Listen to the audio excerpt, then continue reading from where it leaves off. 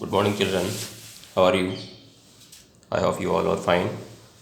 Very good. As we were reading about the lesson number 5, the creation of an empire, the Mughal Empire. Mughal empire किस तरह से बना उसके बारे में हमने रीड किया, पढ़ा। इसी के साथ साथ हमने पढ़ा बाबर और हुमायूं की व्यवस्थाओं के बारे में, किस तरह से उन्होंने कहाँ कहाँ उनके बैटल ऑफ पानीपत के बारे में हमने पढ़ा, बैटल ऑफ खानवा के बारे में पढ़ा, तुझे की बाबरी या बाबरनामा के बारे में हमने रीड किया, जिसके भी रिकॉर्ड लिखा हुआ है बाबर के द्वारा लिखा हुआ या उसके द्वारा जो कुछ भी घटनाएं घटी उसके द्वारा खुद के द्वारा लिखा हुआ है। उसके बाद शेर शाह सूरी के बारे में हमने रीड किया, उसके एडमिनिस्ट्रेशन के बारे में पढ़ा, शेर शाह के द्वारा किस तरह से किंगडम जो 47 सरकार्स में बटा हुआ था। इसके अलावा उसी के द्वारा यहाँ सिल्वर कॉइन्स वगैरह अडॉप्ट किया गया शुरुआत में, इसके बारे में भी हमने रीड किया। इसी के साथ साथ हमने हुमायूं के बारे में रीड किया, हुमायूं की पोजीशन के बारे में रीड किया, किस तरह से बैराम खान के द्वारा यहाँ पे हुमायूं जो कि बैराम खान की मदद के साथ साथ यहाँ इंडिया में आया 1554 में, और जो पंजाब का जो क्षेत्र था यहाँ उन्होंने अटैक किया शुरुआत में, और हुमायूं की मृत्यु 1556 में हुई, इसके बारे में रीड किया। उसके बाद में अकबर की विजयों के बारे में हमने पढ़ा।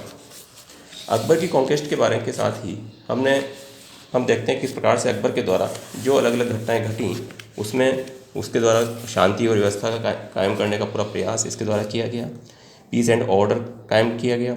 1561 में मालवा जो कि फर्स्ट था कॉन्कर यहाँ पे विजय उसके द्वारा हुआ। उसके बाद में गोंडवाना, जौनपुर, ग्वालियर, अजमेर ऐसी जगह थी जहाँ पर कि उसके द्वारा अपने हिसाब से उसने अटैक करता रहा, आसपास वाली विजयों पे विजय हासिल करता रहा। फ्रेंडली रिलेशन भी उसके साथ में बनाए गए। इसी के साथ साथ उसने मैट्रिमोनियल रिलायंस अलायंस वगैरह भी बनाए या ऐसे भी किए जहाँ की शादी संबंध भी उसके द्वारा किए गए। 1562 में अकबर के द्वारा विजिट किया गया अजमेर का, जहाँ पर कि राजा बिहारी मल जो कि आमेर के थे उनके द्वारा अकबर ने बहुत ही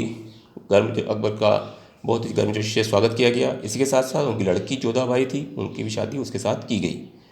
यहाँ पे एक विशेष बात यह थी कि अकबर मुस्लिम होने के बावजूद भी उसने जोधाबाई को कभी भी फोर्स नहीं किया धर्म परिवर्तन के लिए, और ये एक प्रकार से उसका धर्म के प्रति जो रुझान था, एक प्रकार से सर्वधर्म समभाव की जो नीति रही, चाहे किसी भी धर्म का हो तो उसको मानने का उसका अस्तित्व रहा। यहाँ इसी के साथ साथ मेवाड़ के द्वारा कभी भी यहाँ मुग़लों की सॉवरेनिटी कभी भी स्वीकार नहीं की गई। AD 1567 में अकबर के द्वारा यहाँ पे चित्तौड़ पे अटैक किया गया। राजा जो उदय सिंह थे मेवाड़ के, वो चित्तौड़ किलों को छोड़ करके चले गए। जयमल, पट्टा ये बहुत बहादुर के साथ में यहाँ लड़े। अकबर के द्वारा यहाँ विजय हासिल की गई रणथंभौर, गुजरात, कालिंचर वाली जगहों पे। इसी के साथ साथ यहाँ राणा प्रताप सिंह जो महाराणा प्रताप के नाम से भी जाना जाता है, जो राजा उदय सिंह के मेवाड़ के रहे, ये भी एक प्रकार से रह नहीं पाए। यही कारण रहा कि हल्दी घाटी का युद्ध भी यहाँ पे हुआ महाराणा प्रताप और अकबर के बीच में, जो कि बहुत ही महत्वपूर्ण है। इसी के साथ साथ अकबर के द्वारा किस प्रकार से कितनी महानता या किस प्रकार से विक्ट्री जो गुजरात की यहाँ बुलंद दरवाज़ा बनाया गया फतेहपुर सीकरी में, उसके नेतृत्व में या उसके अंडर में। इसी के साथ साथ जो विजय हासिल हुई उसमें कश्मीर का जो इलाका था, सिंध, उड़ीसा, बंगाल, मुग़ल एम्पायर यहाँ पे रहे। अकबर की द्वारा जो कंसोलिडेटेड पोजीशन रही नॉर्थ इंडिया की, वो 1595 में और से लेके 1595 तक से लेके 1601 तक मुग़ल फोर्सेस वगैरह यहाँ पे बिजी रही। अहमदनगर में यहाँ पे चांद बीबी के नेतृत्व में लड़ा गया।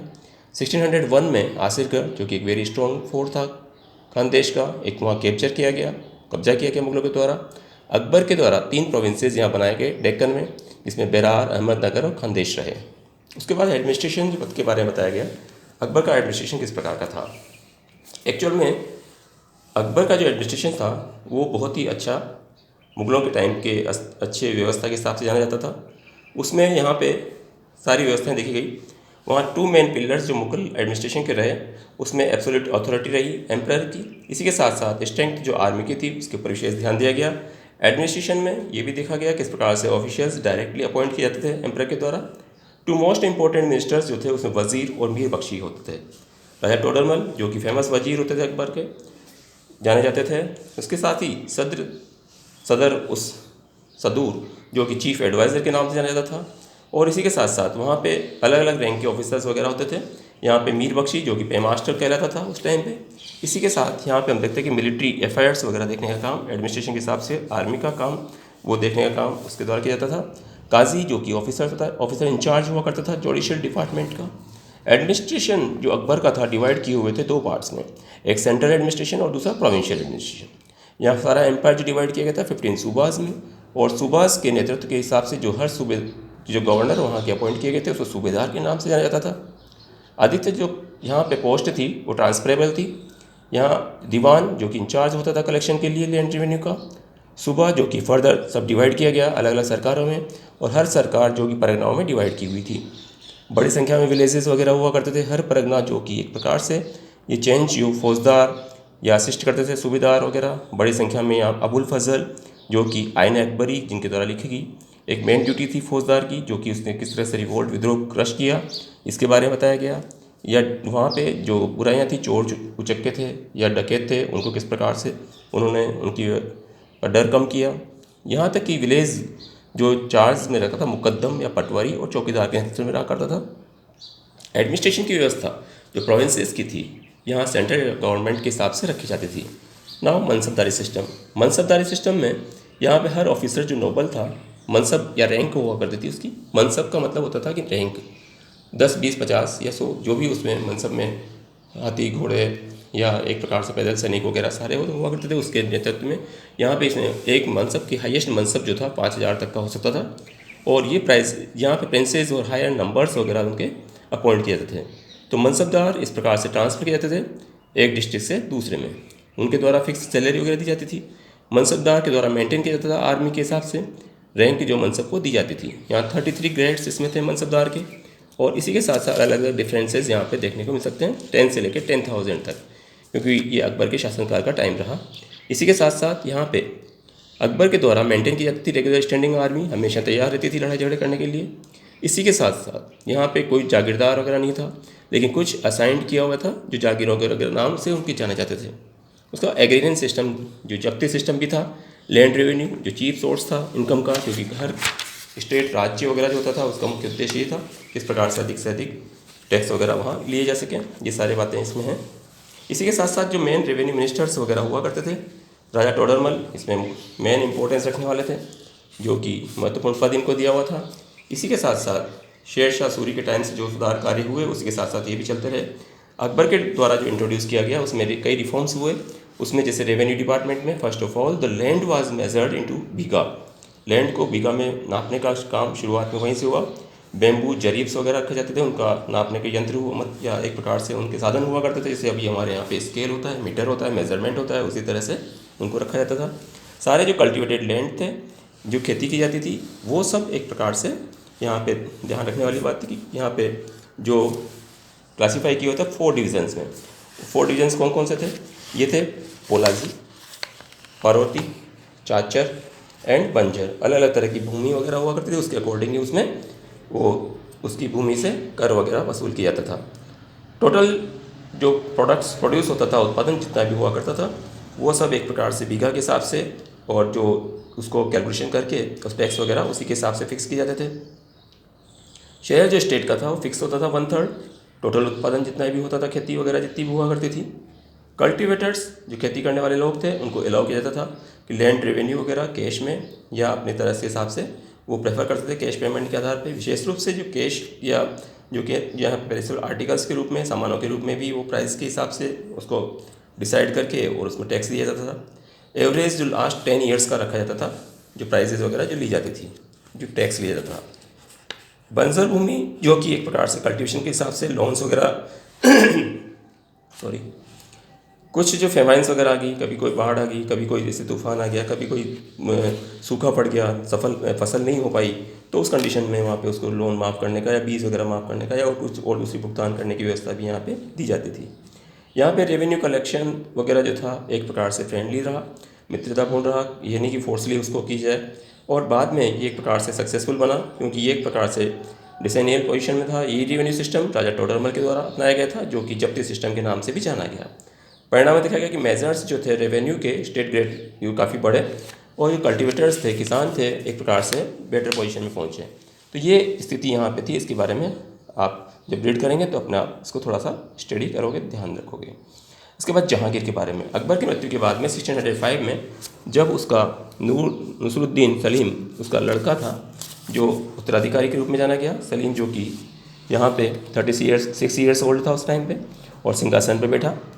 उसके द्वारा टाइटल जहांगीर का नाम उसको दिया गया।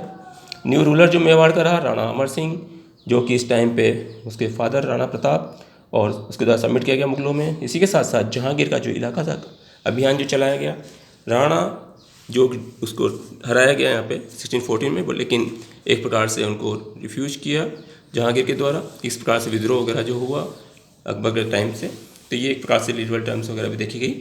और ये मुग़ल एम्प्रेस वगैरह यहाँ पे उस टाइम पे वफादार रहते थे। ओनली 5 मंथ्स के बाद ही जहांगीर के द्वारा सिंहासन में बैठने के साथ ही उसका लड़का खुसरो उसके द्वारा विद्रोह कर दिया गया और उसको पकड़ के कैद में डाल दिया गया। ये एक प्रकार से अच्छी बात नहीं थी। सिख गुरु अर्जुन देव, जो कि एक प्रकार से यहाँ पे रेबलियस प्रिंस के ब्लेसिंग्स में उस वरदान देने के हिसाब से, या एक प्रकार से उनको बहुत ज़्यादा फाइन किया गया हैवीली, उनको टैक्स मतलब उसमें पनिशमेंट देने के हिसाब से। गुरु के द्वारा मना कर दिया गया फ़ाइन वगैरह देने के लिए, उनसे कहा गया था कि भाई फ़ाइन दो, तो उनके द्वारा उनको फिर बाद में मना करने पर उनको गिरफ्तार कर लिया गया, उनको टॉर्चर किया गया और उनको मार डाला गया। जहांगीर के द्वारा उसकी अपनी बायोग्राफी में इसका तुझ की जहांगीरी में लिखा हुआ है। उसके बाद नूरजहाँ जो कि जहांगीर के द्वारा मीर यहाँ पे नूरजहाँ से शादी हुई 1611 में, इसके बारे में बताया हुआ है। वो एक चुल में अली कुली खान थे जो उनकी विधवा थी, जो कि अफगान नोबल्स था। उसके फादर मिर्जा गियास बेग रहे और इसके साथ साथ अकबर की कोर्ट में वो रहा करते थे। नूरजहाँ का रियल नेम जो मेहरुनिसा था। जहांगीर एक प्रकार से चीफ क्वीन थी वहाँ पे, और नूरजहाँ जो कि इसका नाम ही the light of the world के नाम से जाना गया। नूरजहाँ न केवल यहाँ पे पीयरलेस रही ब्यूटी में, बल्कि इसी के साथ साथ हाईली इंटेलिजेंट और कल्चरल लेडी थी। कहने का मतलब हर तरह से निपुण, वह महान एक्सपर्ट लेडी थी। रॉयल फॉर्मनेस ये एक प्रकार से इश्यू किया गया। इसी के साथ साथ कॉइन्स वगैरह जो थे ये भी उसके नाम से चलाए गए। तो उसके बाद में साम्राज्य के साथ साथ उसका नाम भी जुड़ा हुआ था। उसके बाद रिलेशन किस प्रकार से रहे यूरोपियंस के साथ में, तो जहांगीर के शासनकाल में यूरोपियन ट्रेवलर्स वगैरह यहाँ पे विजिट किया। उसमें William Hawkins, sir Thomas Roy ये यहाँ पे आए, और इनके द्वारा जो कि विलियम हॉकिंस के द्वारा यहाँ पे प्रकार से Kings James first of England के एम्बेसी है, और उनके द्वारा यहाँ इंडिया में 3 ईयर्स तक रहा 1608 से 11 तक। सर थॉमस रॉय यहाँ इंडिया में आए 1615 में, और इनके द्वारा यहाँ की कंडीशंस के बारे में ब्रिटिश ट्रेडर्स वगैरह के, क्योंकि व्यापार करने के हिसाब से जब ये लोग आना शुरू हुए तो इस प्रकार से उन्होंने व्यापारी करने के लिए फैक्ट्री लगाने की सूरत में डालने की परमिशन इनके द्वारा ली गई। और यही कारण रहा कि यहाँ पे थॉमस रॉय वगैरह जो इसके पीछे रहे। विविड अकाउंट यहाँ जहांगीर के कोर्ट में रहा। शाहजहाँ के बारे में, उसके बाद में उसके एडमिशन के साथ साथ शाहजहाँ 1627 से 1658 का टाइम पीरियड यहाँ शाहजहाँ का था। जहांगीर की मृत्यु के बाद में खुर्रम सिंहासन पर बैठा, और जो मुगल सिंहासन रहा शाहजहाँ का 1628 में से, और 1628 राजा जौहर सिंह या बुंदेलखंड के द्वारा विद्रोह किया गया और उसको हराया गया। उन्हीं के द्वारा रिवोल्ट किया गया। 1635 में उसको मार डाला गया।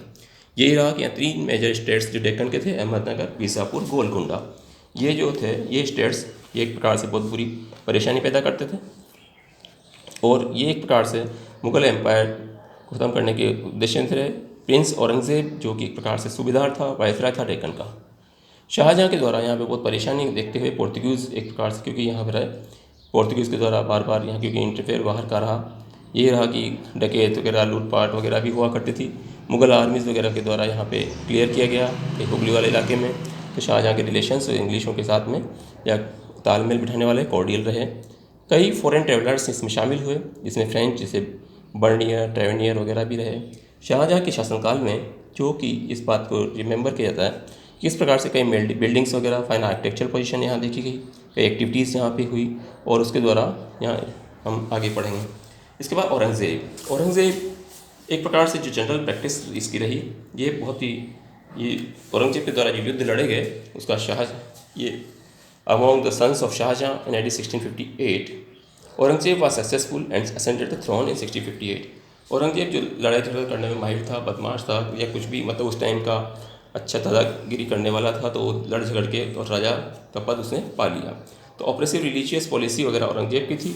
यहाँ पे धार्मिक नीतियाँ जो चली आ रही थी उसके विरोध में था वो। यहाँ तक कि जाट्स वगैरह जो कि दिल्ली के आसपास रहे उनके सेटल्ड हुए मथुरा और आगरा में। ये जाट्स जो मथुरा के थे इनके द्वारा विद्रोह कर दिया गया। उसके विरोध में, और इसी के साथ साथ 1969 का टाइम ये पीरियड रहा। इसके बाद में जो देखा गया किस प्रकार से यहाँ डाउट में रहे, जाट्स के लगातार यहाँ युद्ध वगैरह होते रहे, हिंदू साधुज वगैरह जो थे यहाँ नारनौल और मेवाड़ का सत्तामीज़ जो लोग जाने जाते थे। इसी के साथ साथ यहाँ साधुओं को भी फोर्स किया गया विद्रोह कर, मतलब उन्होंने फोर्स किया, वो विद्रोह होते चले गए। चंपत राय जो कि बुंदेलाल लीडर रहे, ये भी लीडरशिप में रहे। तो अलग अलग तरह के लीडर्स वगैरह यहाँ पे देखे गए। और इसी के साथ साथ यहाँ देखा गया औरंगजेब की यहाँ पे जो 47 डिफरेंट मिंट्स के द्वारा इंट्रोड्यूस किया गया, नए स्टाइल के कॉइन्स वगैरह यहाँ पे अडोप्ट किए गए। इसी के साथ साथ उनके द्वारा अंत हुआ मुगल पीरियड का। यही इस रूल के टाइम पे ही Aurangzeb had 85 varieties of rupees coins issued from the Surat mint. Surat mint में उनके द्वारा एक प्रकार से 85 तरह के कॉइन्स वगैरह चलाए गए थे। सिख रेबेलियन, सिखों का विद्रोह भी यहाँ पे हुआ, क्योंकि औरंगजेब की रिलीजियस पॉलिसी, धार्मिक नीति बहुत ही कट्टरपंथी व्यक्ति था। और अकबर के शासनकाल में गुरु रामदास के द्वारा यहाँ फाउंडेशन रखी गई थी नई सिटी अमृतसर की, जो कि हेडक्वार्टर या नए विश्वास के साथ में व्यवस्थित करना था। इन्हीं के द्वारा सिखों को परमानेंट ऑर्गेनाइजेशन बनाने का दर्जा दिया गया था। लेकिन यहाँ पे जो रेगुलर सोर्स ऑफ इनकम के हिसाब से इनका ऑर्गेनाइजेशन का था। सिक्स्थ गुरु हरगोविंद, जो कि इस प्रकार संत गुरु अर्जुन देव के, उनके द्वारा यहाँ पे स्टार्ट किया गया ट्रेनिंग देना, तलवारबाजी देना लोगों को, उनकी मार्शल आर्ट सेक्ट वगैरह बताना। गुरु तेग बहादुर जो 9th गुरु थे सिखों के, उनके द्वारा अपोज किया गया। पॉलिसी जो यहाँ पे प्रिसिक्यूशन की रही, औरंगजेब की जो नीतियाँ थी उसका विरोध हुआ। और इसके साथ साथ ही also protested against the destruction of gurdwara and expulsion of followers from the cities. He was arrested and brought to the Delhi. उनको क्या किया गया, क्योंकि प्रोसेशन वगैरह निकालते थे, जुलूस निकालते थे सब यहाँ पे, तो उनको पकड़ करके दिल्ली बुला लिया गया। और इसी के साथ साथ वहाँ पे उनको कहा गया कि वो इस्लाम धर्म स्वीकार करें, लेकिन उन्होंने मना कर दिया। मना करने के साथ ही उनके साथ में जो दुर्घटना घटी 1675 का टाइम था, ये चांदनी चौक में उनकी गर्दन धड़ से अलग कर दी गई, मार डाला गया। तो ये एक प्रकार से आज भी गुरुद्वारा शीशगंज के नाम से वो जगह जानी जाती है, जो वहाँ जहाँ पर कि ये शहीद हुए। उसके बाद सिखों के अलग से नेतृत्व होते चले गए, उनका विद्रोह होता चला गया इनके साथ में। और इसी के साथ साथ औरंगजेब की जो नीतियाँ थी उसका भी विरोध हुआ। ये सारी चीज़ें हम जो पढ़ी, ये आप सब रीड करेंगे। इसके बाद फाइंड आउट भी करना है क्वेश्चन आंसर्स वगैरह। आज के बाद में जो वीडियो नेक्स्ट डाली जाएगी वो नेक्स्ट टाइम डाली जाएगी, और उसमें हो सकता है क्वेश्चन आंसर वगैरह भी अगर मैं डाल दूँ। लेकिन इससे पहले, क्योंकि आपकी 7 से तो हॉलीडेज़ होंगी, दीपावली हॉलीडेज़, तो सबको हैप्पी दिवाली। लेकिन कुछ सर्कमस्टेंसेस अलग चेंज हो जाएगी, आज के बाद में शायद वीडियो नहीं डलेगी, तो इस वजह से हम बाद में मिलेंगे। Okay, bye.